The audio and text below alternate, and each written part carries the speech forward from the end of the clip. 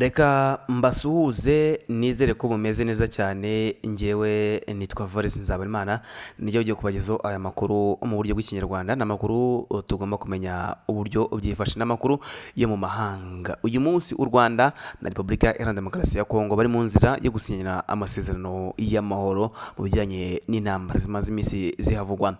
Ndakubwira ko Red Tabara iri kwigamba kwivugana abasirikare benshi b'u Burundi ndetse n'aba FDLR. Ndazakubwira ko agace kahitwa Mubambiro kuri ubu niko gafatwa nk'amatware y'amakuru ya FDLR. Byose nibyo tugiye kumenya muri aya makuru tugiye kubanamo kuri uyu mugoroba, tumenye ese bimeze bite.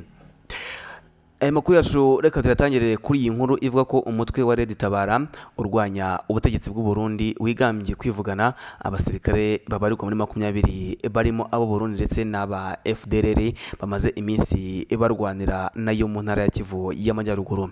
Uyu mutwe wabitangaje mu itangazo wasohoye kuri uyu wa gatatu tariki 25 Nzeri 2024.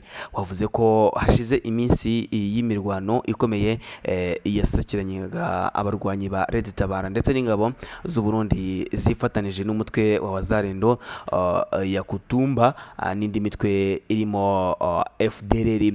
Uyu mutwe uvuga ko iyo mirwano imaze ibera mu biturage byahitwa Kipombo n'ahitwa Kipupu biherereye muri Groupement ya Itombwe muri Kivu y'Amajyaruguru. Uyu mutwe wavuze ko mu bigaragara FDLR zaturutse ahitwa Ikirembwe arizo zifite umuhate wo kurwanya bitandukanye n'ingabo z'u Burundi zihitamo gushora imbere ziriya nyeshyamba zirwanya ubutegetsi bw'u Rwanda.